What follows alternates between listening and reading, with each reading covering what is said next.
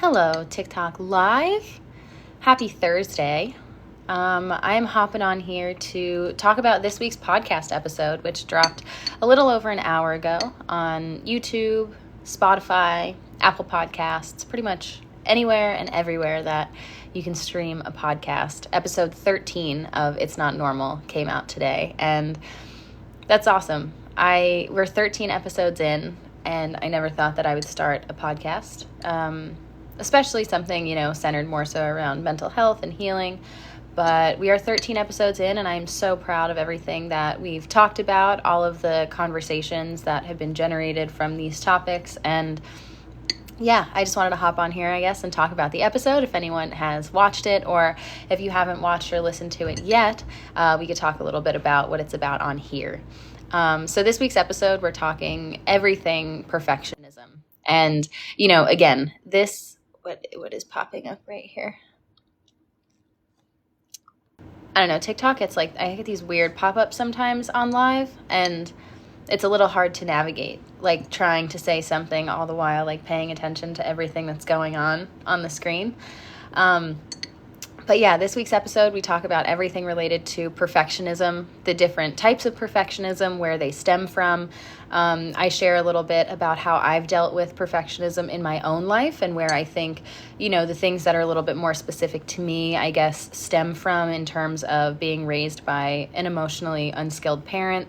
And then, of course, we kind of wrap it up with ways that I've tried to heal from it, things that I've done that have helped me to kind of fight perfectionism, because it's really, I think that's one of the things that's hardest for me to let go of or to shake. It's one of the things that feels more intrinsic to me, because it's something that I've embodied for as long as I can remember. Like, I always remember feeling like I always had to be doing my best at every single thing that I ever did. Anything less than perfect, I viewed more like as a failure, where, I would be disappointed in myself. Like, if I went to school, I think especially when I knew what I was capable of, so like if I went to school and I had a test one day and I got 100 on a test, and then the next test I got 100 on the next test, and I was like, okay, cool. Like, I know that I can ace all of these tests. And then if I went in one day and I got like, a 95 or a 90 or even like an 80, anything in the 80s for me was like complete disappointment. 90s were like acceptable, but I still wasn't thrilled about it. And I think I was just always so hard on myself, in terms of the expectations that I would set for myself, how critical I was of anything and everything that I would do. And so in the episode, we talk a little bit about the different types of perfectionism and how it relates to having a narcissistic parent or being raised by a narcissistic parent. Perfectionism can stem from a lot of different places, and there are a lot of different forms of it. So it's not something so specific to narcissism, right, or emotionally unskilled parents necessarily. But in my case, I do believe that a lot of the roots of that kind of come from or can be found in that emotionally unskilled family dynamic. So, growing up, I guess, I always thought that I was, I guess not always, but in the months since I've been doing research about narcissism and mental health, I thought that I fulfilled the role of the golden child within my family. But I think I actually received more so golden child treatment, while not actually fulfilling that role fully, because, I've come to learn that a golden child can do no wrong. They're sort of placed up on this pedestal and nothing can knock them down off of it. And there were absolutely times when, one, I did receive golden child treatment where I felt like I could do no wrong, like I was the greatest kid in the world. But then there were also times whenever I would kind of differ from my narcissistic parent, an opinion of theirs, or if I did something, made a decision that was more true to me than it was to them, that they weren't happy about, if I ever kind of said no and held true to that no, then I immediately became the scapegoat, where everything was blamed on me. I was a bad person. And I guess golden children don't ever receive that treatment. So I think I received a bit more golden child treatment throughout my life. And in that, there are a lot of expectations that are placed on you as a child. You know, everything from maintaining this image that your parents or your family as a whole has kind of, worked so hard to create, right? To keep that image up. Expectations, maybe academically, athletically, whatever it is that you're interested in, you know, maybe feeling always pressured to excel. Or, you know, within the actual family dynamic where maybe you were expected to back up your narcissistic parent in an argument, right? Or to diffuse controversy between your parents. You know, you were the person that they vented to, that they, you know, spoke to about issues that were far beyond your capabilities as a child. And so children of narcissistic parents, I think, shoulder a lot of responsibilities and expectations. And so with all of that in mind, I think that it's very common for children in these situations to tie their self-worth and their identity to how well they're able to meet and exceed these expectations. So instead of feeling loved simply for who you are, for just being a person, right, and being yourself, you're loved for what you do, right, and what you can offer to your narcissistic parent. And so that, I think, kind of leads into perfectionism for sure. These expectations that are placed on you kind of translate to expectations that you place on yourself, and it feels harder and harder to celebrate anything shy of perfection. And that's only one of the ways. So we're just kind of getting into it, but I want to catch up on a couple comments first. Hello, Kate Kelly Morgan. Yes, narcissistic family dynamic and roles are absolutely mind-blowing. I remember discovering like the narcissistic parent, the enabling parent, the golden child, the scapegoat, all for the first time, like learning these terms and being like, oh my God, my family dynamic actually makes sense now. It's crazy to me that these things that I've experienced for so long, like I was completely naive to the fact that they weren't unique to me. So many other people have experienced them, so much so that they've been studied and there have been articles written about them. It's mind-blowing, but it's also reassuring to know that you're not alone. This isn't something that you're going through, you know, alone or for the first time. It's something that's been dealt with and something that you can break out of and heal from. Hi, the Hutchinsons. Cool. I love your videos and relate to everything you say. Healing from narcissistic mother and sister.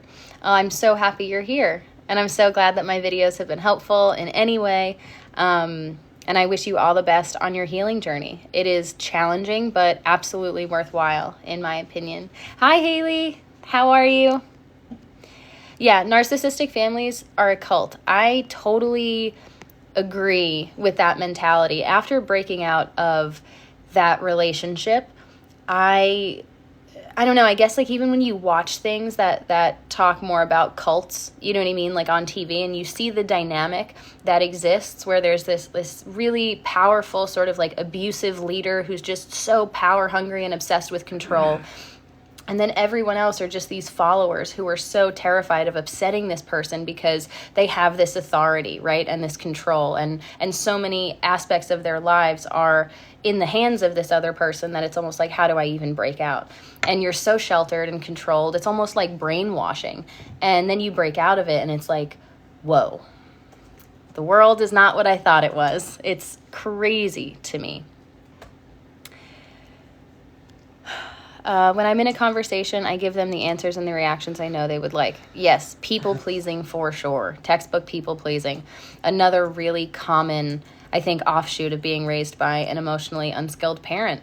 You feel compelled to just appease them, I guess, because you don't want to say or do anything wrong that's going to trigger a really negative emotional reaction. And, then you're left to kind of deal with that. And you might be at the center of it, which in the moment is such a scary, unpleasant thing. And it's really hard to shake people pleasing also.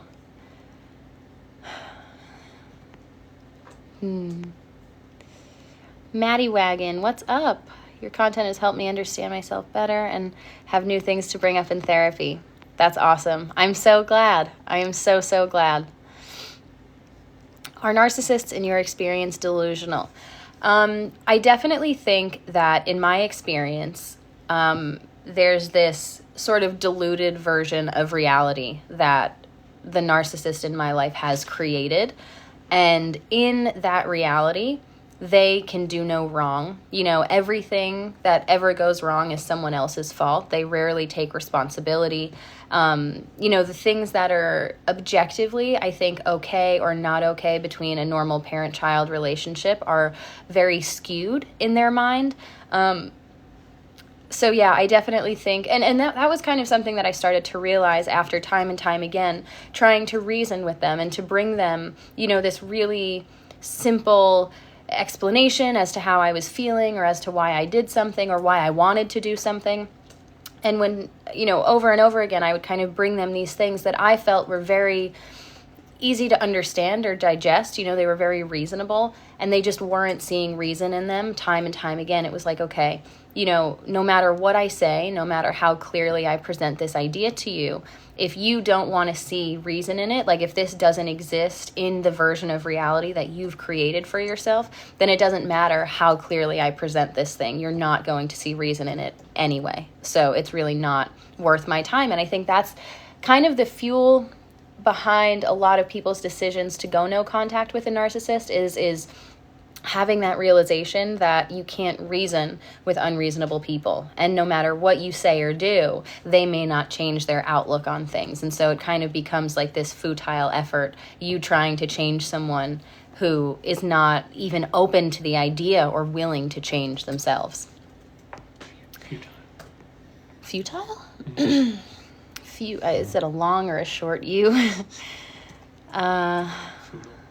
What did your parents do when you confronted them for the first time? Mine are giving me the silent treatment. Well, I mean, throughout my experience with my parents, there were times when if I did disagree, I would either get, yelled at or guilt tripped. I also did receive the silent treatment quite a bit. And, the first time that I ever really stood my ground was after I met my husband, because I immediately knew that I ever really stood my ground was after I met my husband, because I immediately knew that. So yeah, there were a couple, hold on, here we go. Let me get back up to that comment. Rain. Okay. So yeah, there were a couple of times when, we would just disagree and I would encounter that kind of behavior. But the first time that I ever really stood my ground was after I met my husband. Because we knew pretty quickly that, we were it for each other. And this was such an important relationship in my life that I wasn't willing to sacrifice. And so I stood my ground for the first time, and everything in my life became much, much worse. It was like the person that I was. It was like the person that I was for everything that I had done for my family up until that point was completely forgotten. And I was just treated like, I don't know, a stranger in my own home. I guess everything was just a lot harder. The control really intensified, the manipulation really intensified, and ultimately that is what led to me moving out.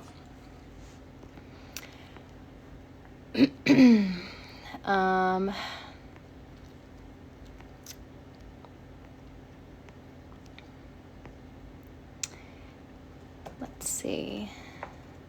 What was the household like when people went no contact with the narcissist? Well, I was the first one to do that, so I can't speak too much about what the dynamic is like now, after I've removed myself from it.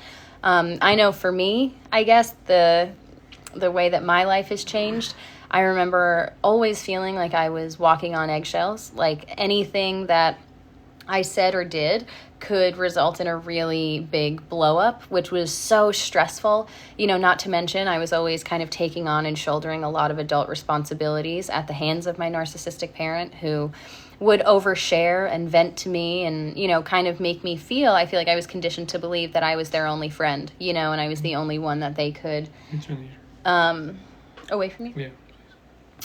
Like I was the only one who they had, I was their only friend. So that, I think, letting go of a lot of that stress after moving out of that environment was really great. I think there's a lot more peace of mind. I feel like I'm free to be myself because I'm in a safe environment. There's no judgment. I don't necessarily feel pressured to say or do anything outside of what I actually truly feel. And so that has been a massive improvement, I would say. .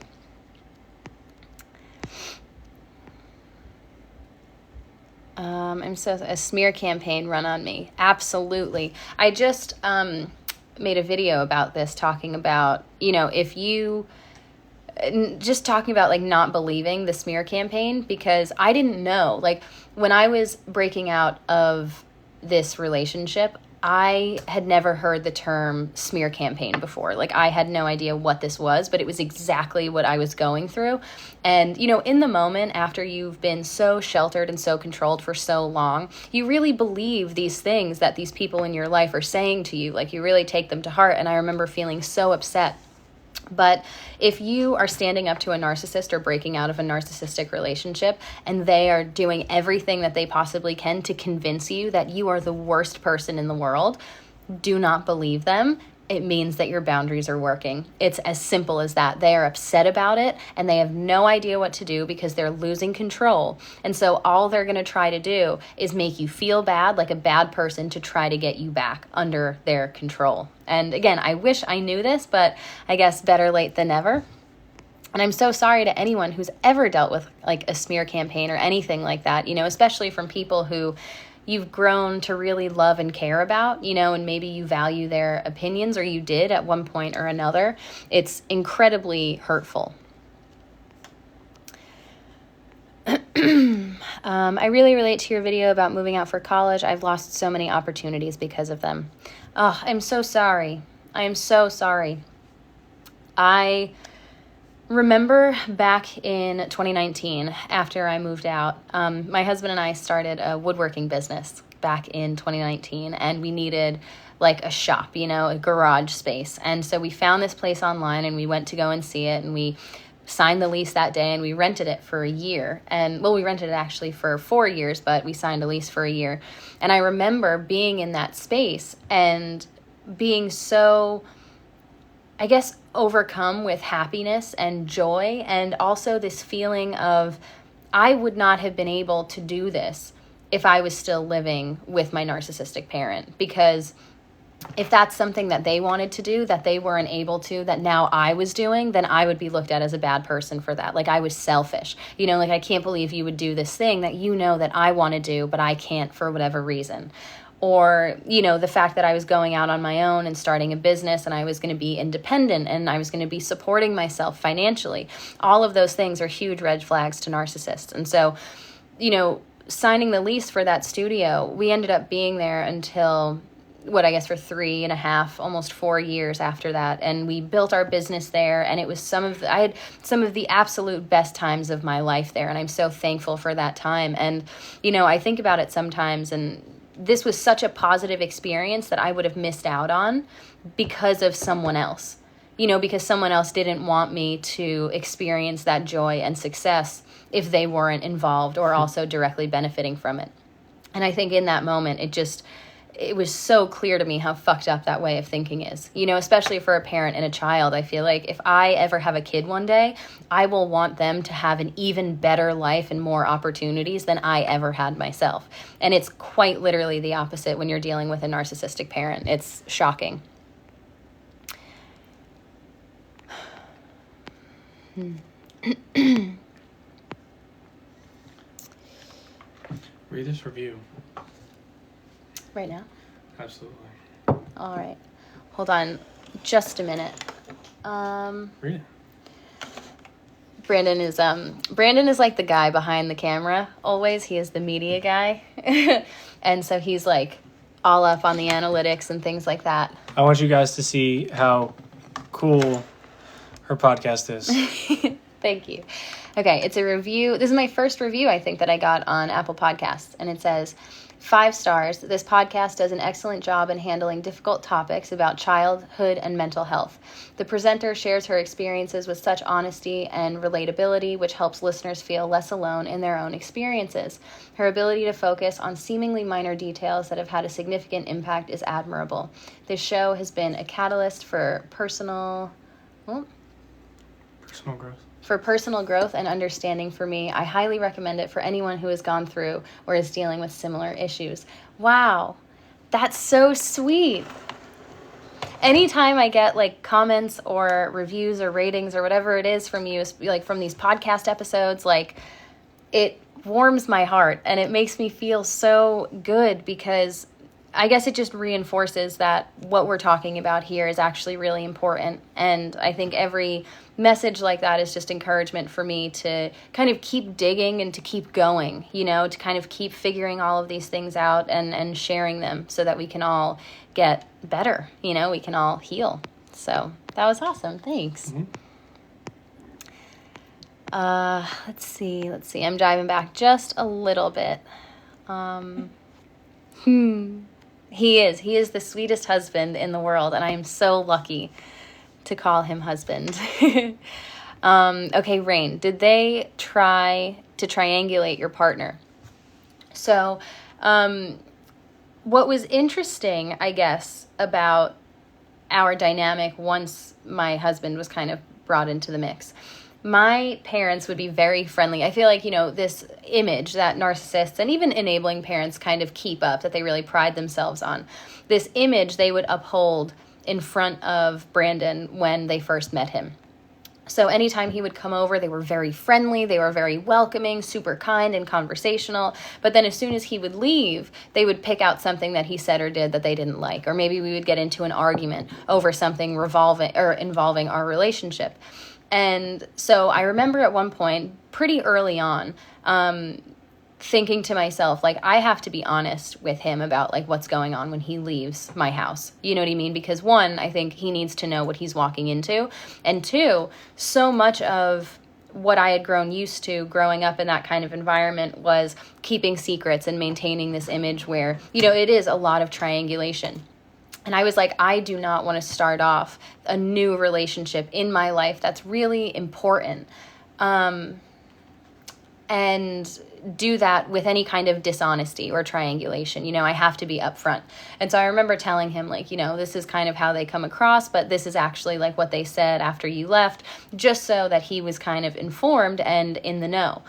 And after I did move out, my parents did express to me that they wished that my partner would have encouraged me to go back, to fix things and to mend things. And that was when it was all kind of starting to come to a head. And I was for the first time realizing, like, all of this toxicity. And I remember thinking, like, I'm so glad, first of all, that he didn't encourage me to do anything one way or another other than what I felt was right for me, right? Because that's what a supportive partner does. And two, having an understanding of everything that I was going through in the months leading up to me moving out, I am so thankful that he didn't encourage me or pressure me to go back, because he would have been encouraging me to go back to toxicity and unhealthy behavior and a really kind of unsafe or emotionally volatile environment. So they never, pulled him in directly. They never kind of used him for anything in terms of me, but they definitely did talk about him to me when he wasn't around. So, yeah.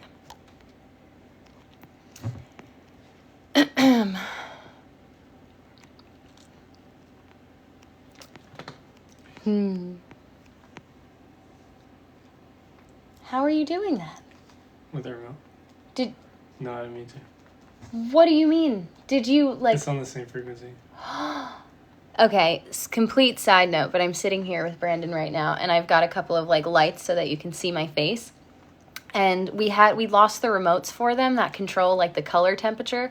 And I mean, Brandon coming into my life, he introduced me to a lot of things, like, tech related, wires and frequencies and plugs. Like, I didn't know that you could use the same plug for, like, a printer that you could for something else. I thought, like, every plug that came with something was unique to that thing.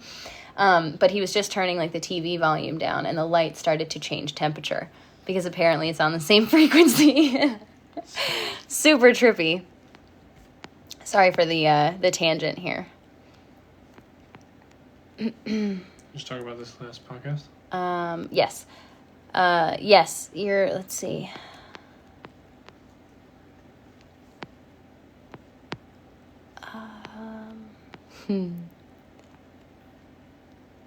I want to set a boundary, low contact with my dad, but I have little siblings over there. Advice.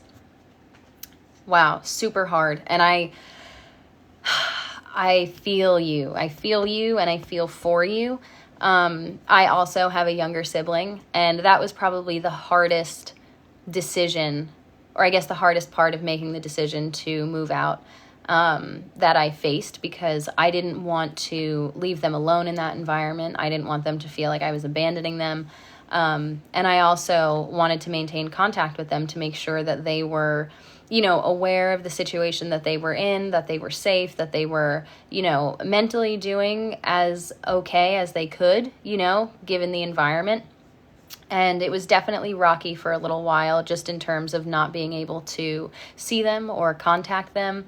But, in time, luckily, we were able to kind of pick back up, because, we're both a little bit older now.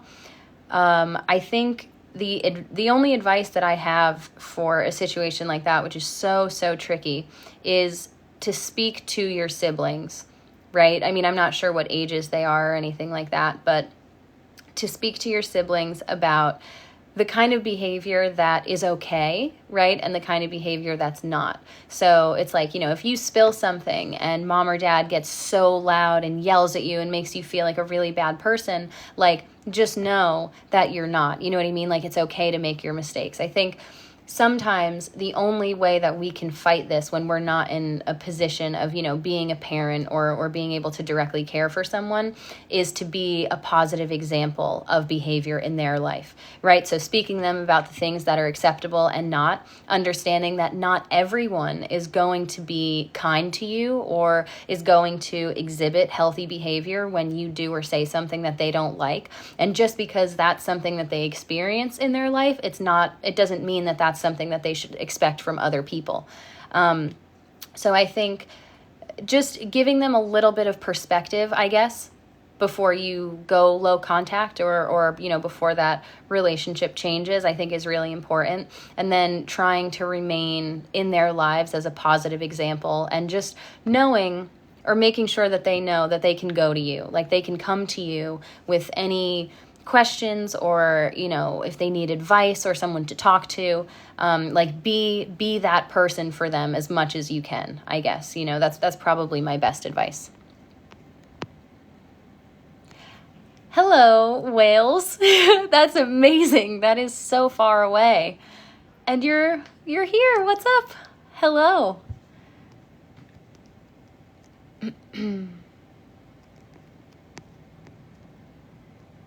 Rain, first time seeing you live. Oh, thank you so much. Thank you so much. I'm very happy you're here.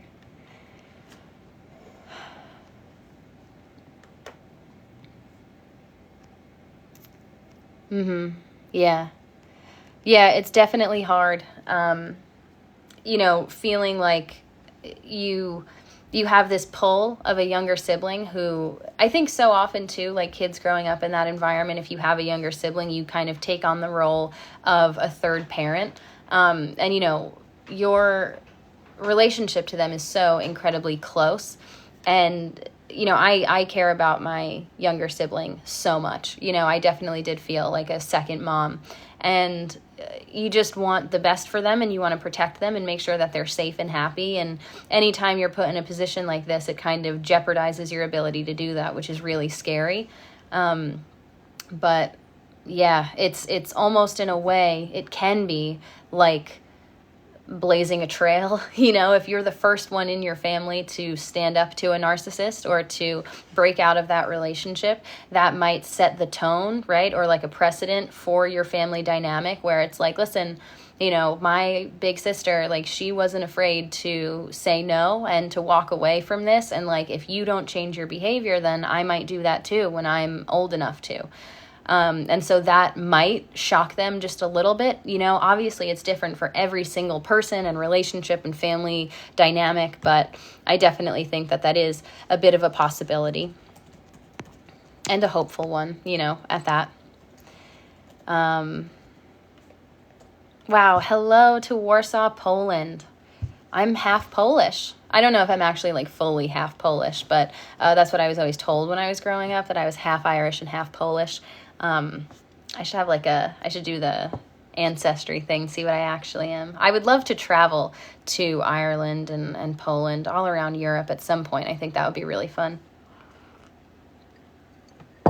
They come to your apartment, have sleepovers, and they spill the beans. Oh, my fiance and I are their safe space for sure. That is so heartwarming to hear. That's so awesome. And like the idea that you and your partner, right, who you have this, I'm sure, healthy relationship and dynamic. Like, not only are you providing a safe space for them to, you know, talk about how they're feeling and to ask questions, but you're also setting a really positive example for them in the future, you know, something that maybe they didn't have before. And that's such a wonderful thing to be able to do, you know, for a family member or for someone that you care about in general. Oh, that makes me so happy. Hi, Emily. Oh, hello, everybody. I'm so happy. I'm so happy that any of my videos have helped any of you. This is like the coolest thing in the world. Oh, Scotland. What's up, Scotland? Oh my gosh, totally on my my bucket list also. Which, little bit of a fun fact about Brandon over here, for any of you who don't know, which I'm sure you don't. There's no way that you could have known. But he really likes looking at the map and like picking out different places. And so we have like a bunch of lists on our Google Maps of places that we would like to travel, mainly courtesy of Brandon. And was it Edinburgh, right? Oh yeah. Edinburgh is totally like on the top of one of our lists. So I hope to get there one day. I think it would be, all of our starred places. The podcast goes really well, like maybe we'll actually be able to go there one day. Oh, that's awesome. Thank you. I have literally 3 of these hats. I love beanies in general, and I initially started off with a couple of Carhartt beanies that I was wearing a lot when I was building furniture. And then I came across these on Amazon, and they're so like chunky and warm. And checkerboard, I don't know if you can tell, a little obsessed with it. And so I have it in 3 different colors and highly recommend it. It's linked in my bio, actually, if you want it, because I have gotten a lot of questions about it. And if you get it using the link that's in my bio, I get like a couple of cents. So that's really cool. Let's see. I just found your video about hypervigilance. How do I go about changing that thought process? Okay, so I did an episode of the podcast talking about expectations and hypervigilance where I dive into the topic a little bit more. But in general, self-awareness and recognizing that thought process is the first step in letting go of that way of thinking.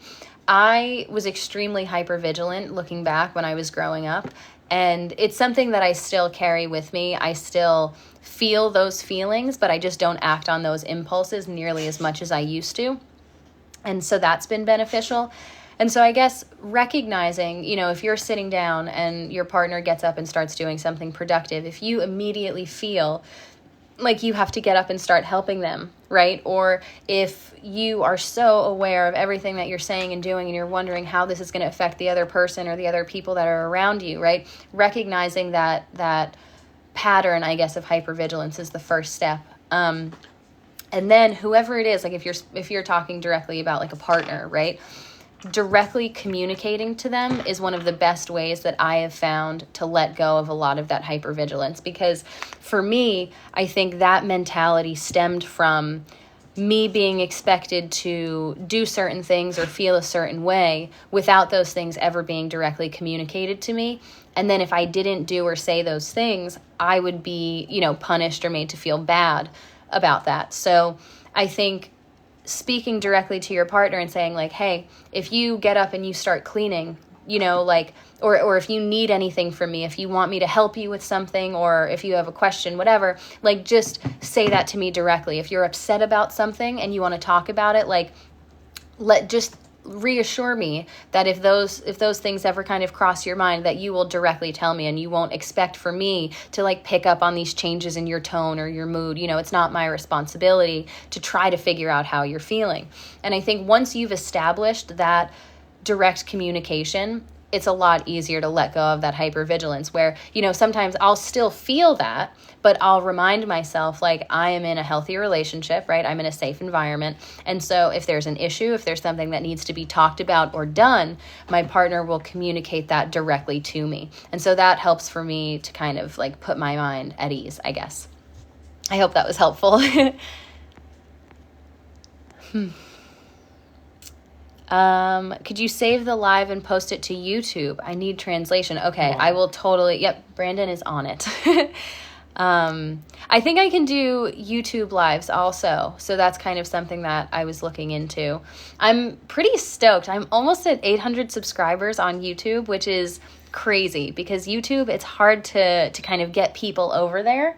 Brooklyn, did you just boop the heater? She totally did. She turned the timer on for an hour. But yeah, we've been growing the community over on there too, which is so awesome. So I guess if anyone's watching and you've got a YouTube, head over and subscribe to my YouTube channel if you want. I've got all the podcast episodes there. We've got some I Did the Research, some subreddit story times. I'm trying to put out a lot of videos on there. So yeah.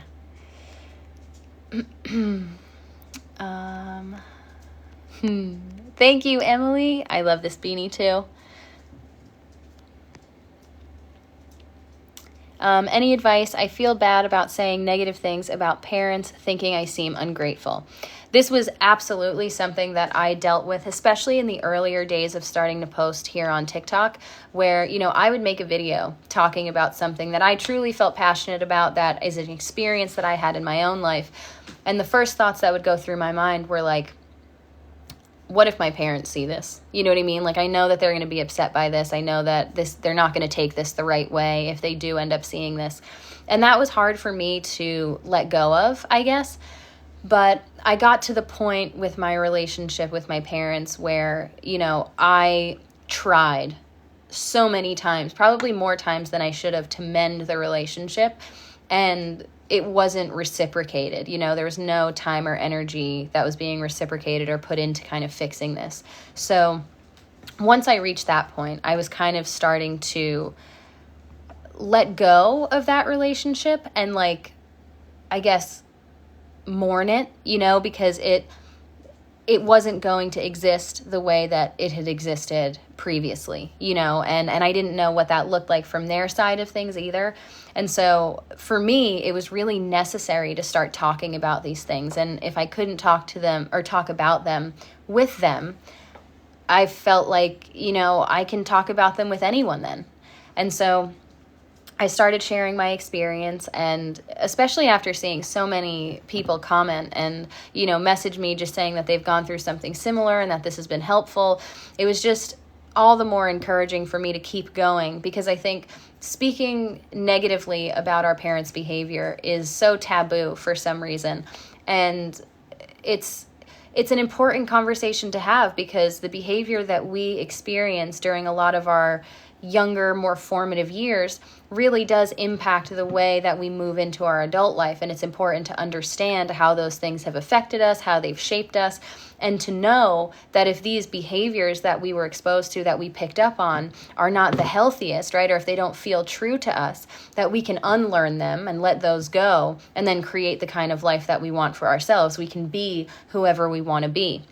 And I think something that's helped me to continue to share these things, even when there's a little bit more negativity surrounding maybe the behavior of my parents, is reinforcing the positivity, I guess. Like, there's a lot of good that can come from this conversation. And if me sharing those sides of, my story, I guess, is beneficial, then that's something that I'm absolutely willing to do.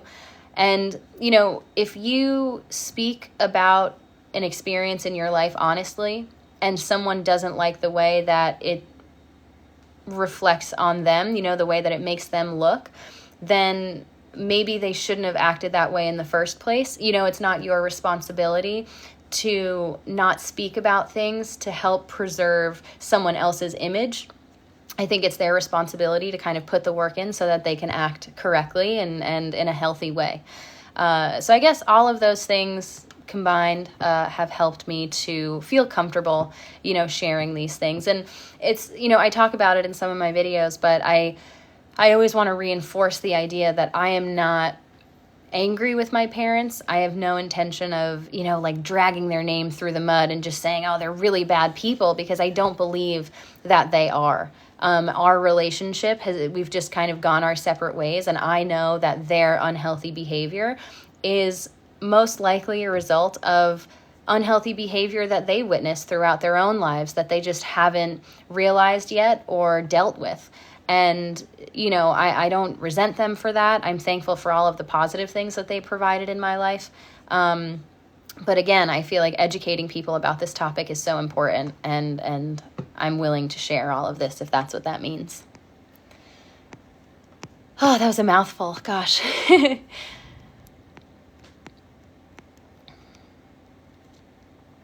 Wow, North Africa.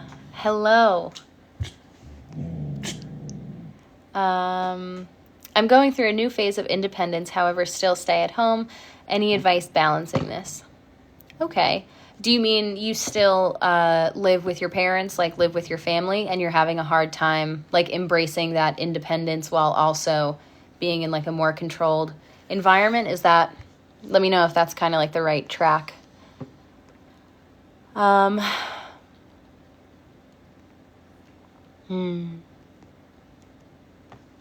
So I'm just waiting for Sarah to kind of elaborate just a little bit on that comment. And I guess in the meantime, I will, oh no, here we go.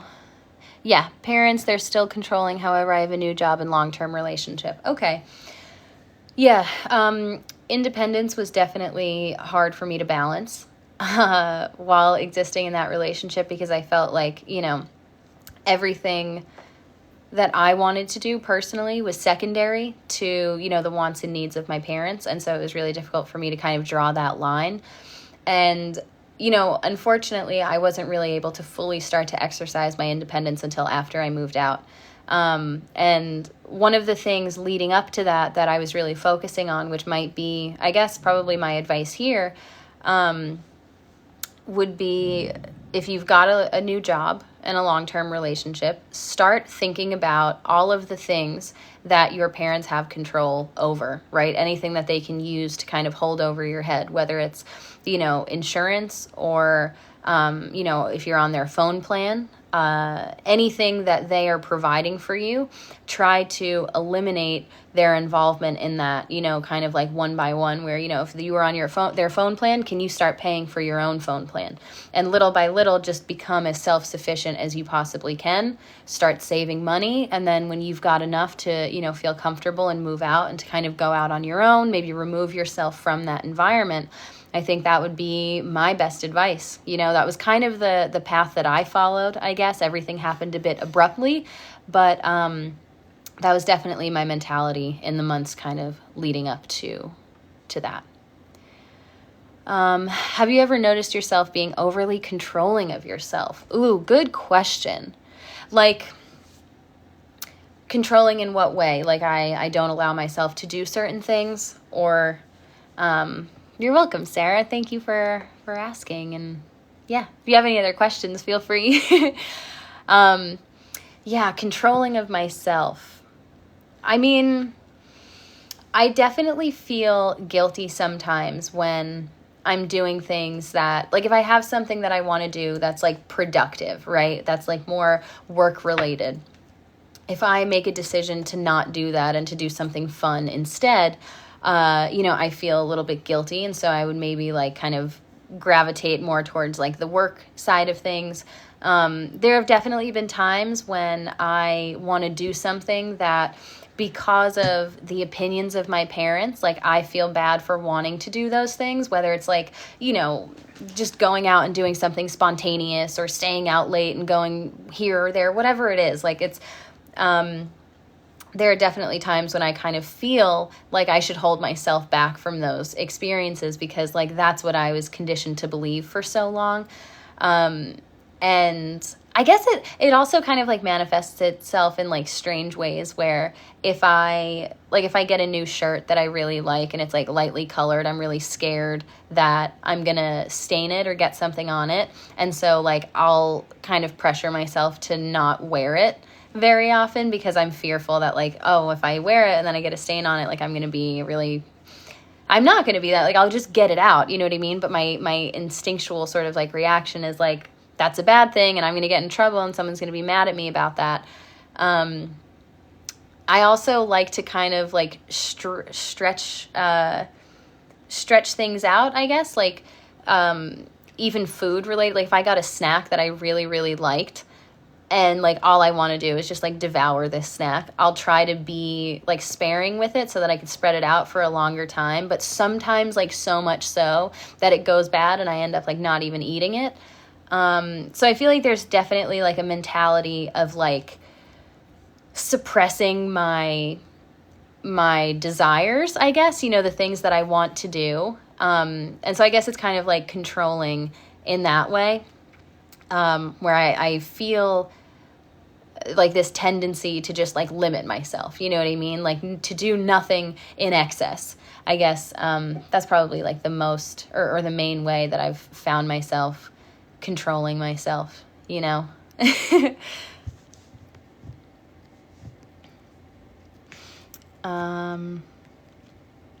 Curious if you had any experiences growing up with your parents almost not believing if you were ill until it's too late and you're really sick. It always felt so odd. If they were sick, it'd be the end. Oh, the end of the world, I'm sure you were going to say. Yeah. Thanks for sharing. Always. I am happy to share.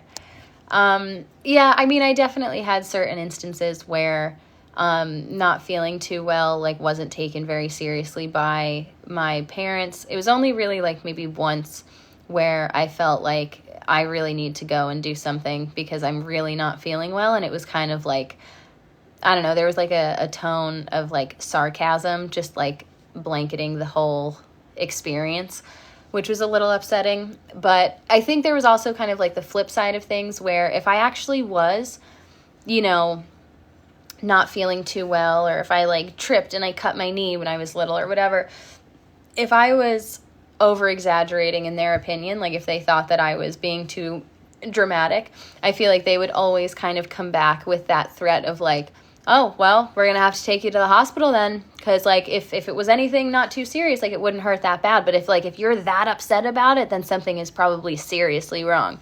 And it's like, then I'm just going to shut up because of course I don't want to go to the hospital. Like you're painting it in such a scary negative light. Like I'm fine. So I think that's probably more so like what I experienced.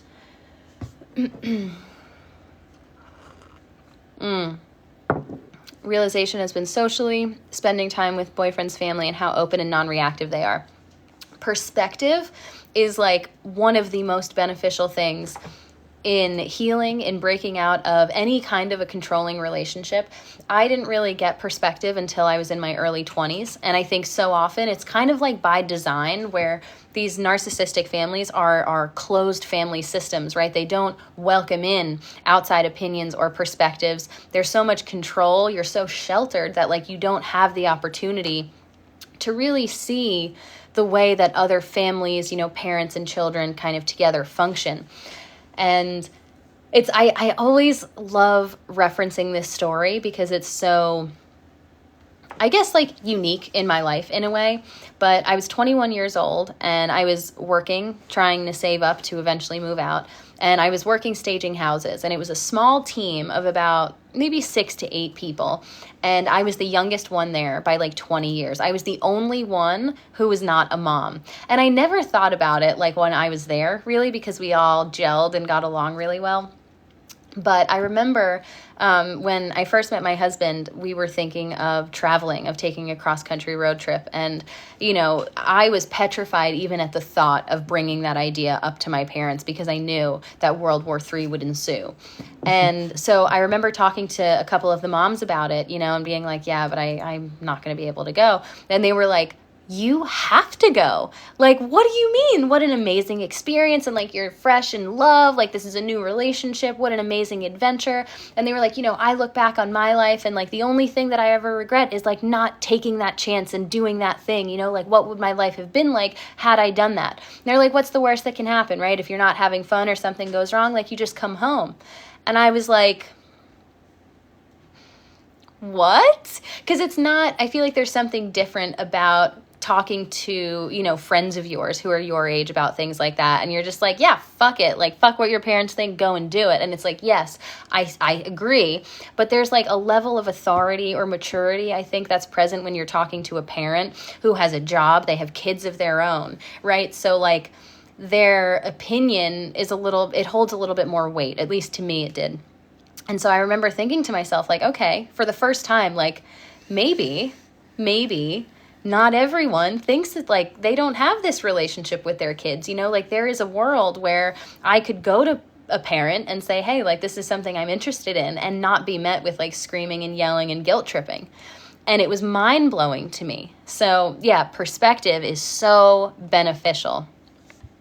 And I think that's a lot of like what I hope to provide on here, is a little bit of perspective of what life looks like outside of control and narcissism, because I think that's something that my younger self would have really benefited from seeing in that environment.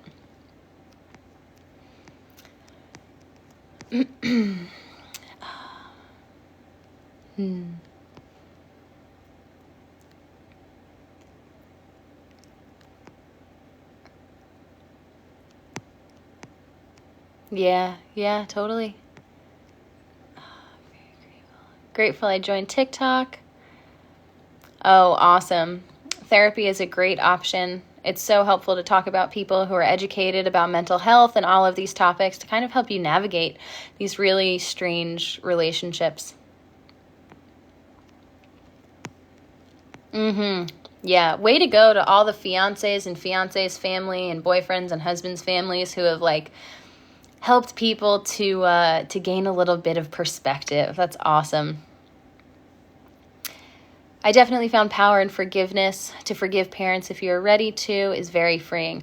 I agree. And even if you don't forgive them, like, person to person, like face to face, and you don't have that conversation, I think a lot of times, like, forgiveness is more of a personal thing in dealing with those kinds of, toxic relationships. And, like I said, I think I understand, at least to some extent, what informed my parents' behavior throughout my childhood. I don't know the details, I don't know the specifics, but I'm sure that a lot of what they were exposed to throughout their lives kind of determined how they acted within a relationship as parents. And I know that, in the same way that when I, said or did things that were unhealthy or toxic as a result of growing up, witnessing that behavior for so long, I was wrong in those moments, you know what I mean? And that's okay. And I'm not mad at myself for that. I can forgive myself for that. I think it's similar, for them, where it's like, it's not my fault that I was that way, but it would have been my fault if I failed to recognize those things and I made the conscious decision not to work on them and to be better. And I feel like that's kind of where that divide happens, where, maybe some of our parents, they are the way they are, and it's justified, right? Like, they went through a lot of shit, and like maybe that's why they are this way. And it's not their fault, but if they can see that their behavior is negatively impacting the people around them, and they're choosing not to see that and not to work on that, then that is their fault. And it's not your responsibility to stick around and endure that behavior if they're not willing to work on it.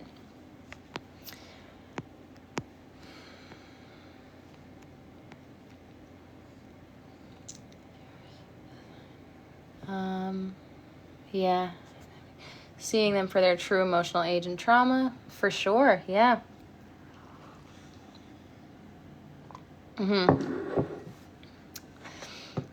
Yeah, I think when you finally start to speak about, your experience to other people who have had a very different upbringing, it can be really eye-opening, because even, following up on that story with the moms at work, I eventually did bring the idea of taking this trip to my parents, and it did not go over well.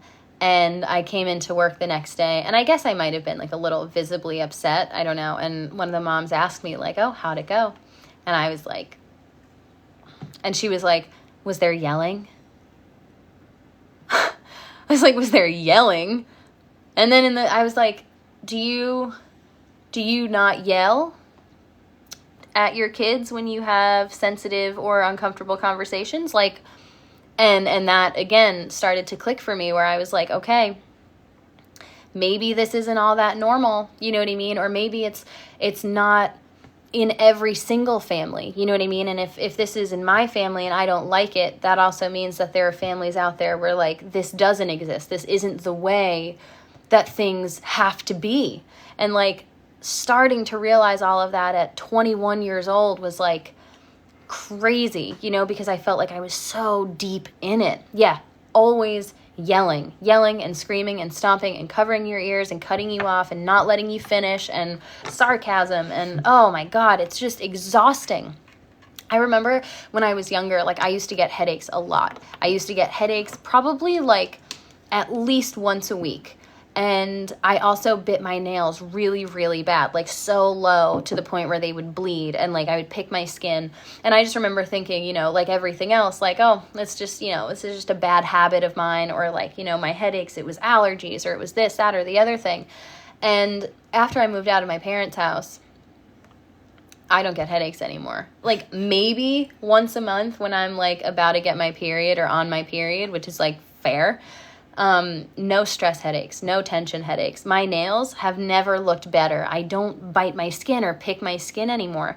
And it was actually like the scene, if any of you are Game of Thrones fans, I am obsessed with Game of Thrones. And if you've seen the most recent season, The House of the Dragon, like the spinoff, there's this scene where like this young girl, right, who's in this really uncomfortable position. I don't want to like spoil anything, but she's like, her thing is like she's always picking at her finger, like picking at the skin on her finger. And I remember watching that and being like, oh, like it wasn't just a bad habit. Like I wasn't just a nail biter. Like I was so anxious, I think, and stressed that I was just constantly like picking and peeling away. And I don't do that anymore. So crazy. Being told that having an opinion is disrespectful. Yeah. And like just the fact that like you're allowed to have your own opinions. I remember believing and being told that like opinions were wrong. Like they could be right or wrong. But like their opinions, like the nature of an opinion is that it's just like a feeling, right? It's not fact. You're not saying anything for certain. It's like, this is how I feel about something for a million different reasons, right? Like my life experience, a conversation that I had, whatever it might be, like this has formed my opinion on this topic, and I am allowed to have whatever opinion I want. And yet you'll be made to feel like you have to share someone else's opinion because your own opinion is wrong. And you like sticking true to that opinion is rude. Yeah, like you're a bad person for that. It's, oh, God, it's crazy. Yeah, it does take a lot of unlearning, because yelling is not a good way to communicate. It's not healthy. It's not productive. It's not efficient. It's not like understanding, you know, it doesn't promote any kind of good vibes. How do you get out of the yelling cycle? I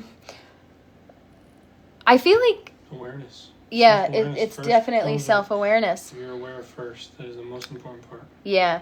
If you are aware that you are also doing it, try to carry that self-awareness with you into those moments right when it's happening, and stop yourself, you know, because it's like if you put yourself in the position. If you don't have anything nice to say, don't say it. Well, that's true too. Brandon said, if you don't have anything nice to say, don't say anything at all. Solid lesson there. But if you can carry that self-awareness with you into that moment when, you know, it's happening, like it's starting to happen, and then stop yourself and put yourself in the shoes of whoever it is you're about to yell at. Like think about yourself in that position, you know, when you got yelled at and how that felt. And it's not an efficient form of communication. You're not going to get your point across. There's not going to be a healthy, amicable resolution.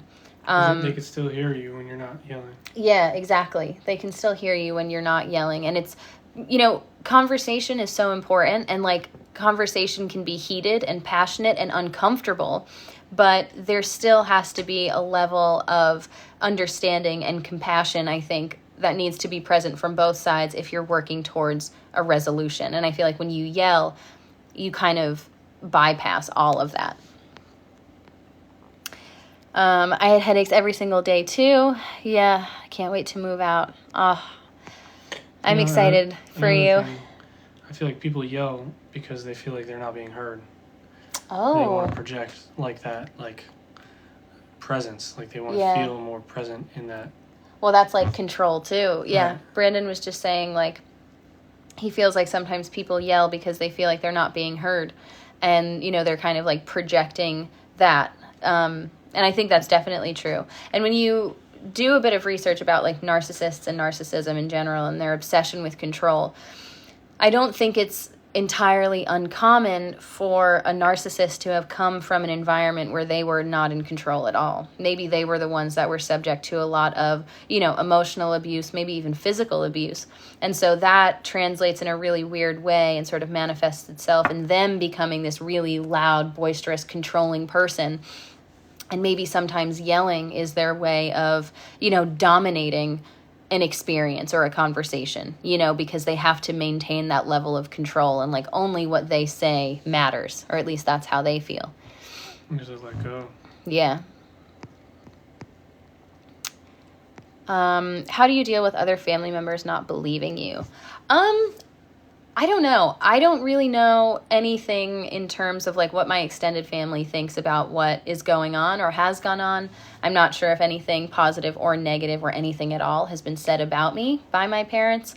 So I haven't really encountered that yet. Obviously in terms of my parent and even a sibling of mine just kind of like not believing my side of things, I just let it go. You know, I try not to really dwell on it because I understand that they are living in a different reality than I am, and nothing that I can say or do is going to convince them otherwise, you know? And it's not worth my mental time or energy to try to make that a reality, you know, or to try to make them see my side of things. So, I have, you know, a circle of people around me that I genuinely love and care about. And I know that they love and care about me for me, you know, and they'll support me in that. I don't have to pretend to be anyone different. I don't have to earn their love or respect.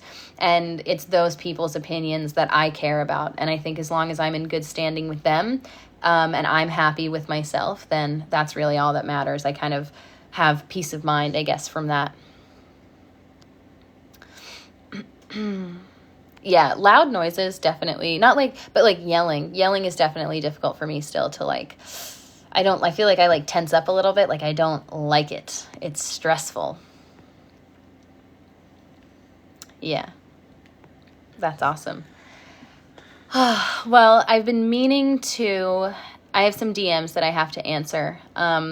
I've been getting a lot of messages lately, and I'm doing my best to always keep up with them. My inbox is always open, and, you know, just know I'm always making an effort to answer them, you know, in as timely of a manner as I can, while also giving these responses the adequate amount of time that I feel, you know, that they need for me to, I don't want to just like double tap a message and be like, and not answer, or be like, oh, thanks so much. You know, like I really care about what everyone is saying, and I want to put that same level of thought and energy into my responses as so many of you have into your messages. So I just wanted to hop on here and talk about this week's episode, talking all about perfectionism. So if that's a topic that interests you, be sure to listen to it. It's up on YouTube, Patreon, Spotify, everything now. And even if, you know, you don't have time to listen to it, but if you've got a YouTube channel or anything like that, it would mean the world to me if you could head over there and subscribe. Definitely trying to build a community on that platform as well. And yeah, thank you so much to everybody who has been tuning in, even to these lives, and, you know, asking questions and having this conversation. I really, really appreciate it. So I'm going to go answer some messages. We'll have another podcast episode next week. Hopefully I'll hop on live, you know, another time in between now and then. But thank you again so much to everybody. I love you all, and I wish you all the best in your healing journey. I hope you have a wonderful rest of your night and weekend. Bye.